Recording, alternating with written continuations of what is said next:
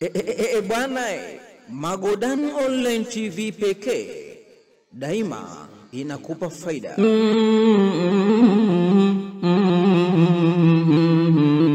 Magodan Online pekee twasuka mbele, Magodan Online pekee twasuka mbele. أعوذ بالله السميع العليم من الشيطان الرجيم. بسم الله الرحمن الرحيم.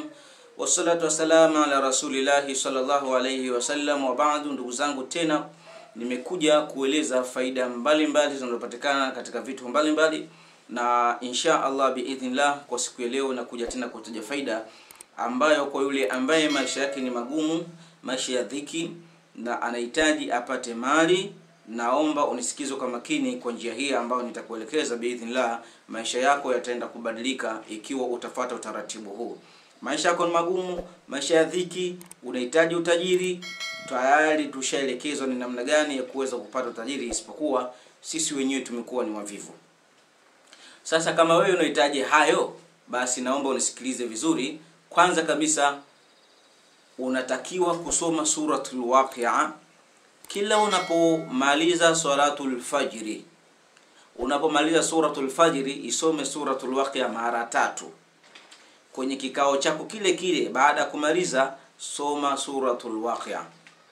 Ukimaliza mwambie Mwenyezi Mungu Subhanahu wa Ta'ala akupe mali, akupe utajiri, lakini utajiri huo usiwe ni ule ambao mtu akipata kitu basi anakuwa ni mrahisi sana kuweza kukufuru. Omba utajiri ambao utakuwa ni mwenye kushukuru.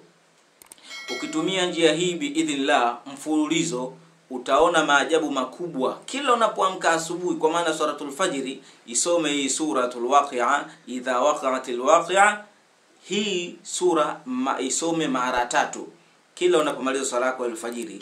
Utakuja kuona maajabu ndani ya siku 3. Utakapoanza kufanya, kuna mabadiliko utaanza kuyaona katika mazingira yako. Hata upataji wa pesa utaanza kubadilika. Kama ulikuwa hauitwi utaanza kuitwa, kama ulikuwa haupati kazi utaanza kupata kazi, ila uanze kufuata utaratibu huo. Insha Allah nitakuja tena kuelezea sehemu ya pili, kuja kusoma aya ambazo zipo kwenye baadhi ya sura. Hizo aya ukizisoma biidhnillah utakuja kuona maajabu kwa yule ambaye unahitaji mali, unahitaji Allah akuruzuku upate chochote kitu ambacho kitaweza kuondoa matatizo kwenye familia yako. Kwa hiyo insha Allah na imani darasa hili fupi litakuwa na manufaa kwa yule ambaye atakaa akayafikiria kwa makini maneno haya, kisha akayachukua maneno haya akaenda kuyafanyia kazi, si akachukua kisha akayapotezea. Hatuweza kupata hicho ambacho tunakizungumzia hapa. Kama unahitaji kweli vitu hivyo, basi naomba ukafanye kwa njia hiyo biidhnillah. Tunayafanya haya ni kwa sababu tayari tumefanya sisi kwa uwezo wa Mwenyezi Mungu. Kile ambacho tulikuwa tunaona tabu, ukienda kuomba kazi ilikuwa ngumu, basi tumeona matokeo yake. Kama ulikuwa hauitwi sehemu ukaitwa baada ya kufanya hivyo, ndio maana tunaanza kuja kuyasema haya kwenye jamii, kwenye umma, lengo na wao waweze kufaidika kile kichache ambacho tunachokifahamu biidhnillah. Shukrani sana mpaka hapa, na imani nitakuwa nimeeleweka. Kwa yule ambaye anahitaji kufanya hivyo, nenda kafanye kwa uwezo wa Mwenyezi Mungu, atakufanyia wepesi. Shukrani sana mpaka hapa, niseme bye bye.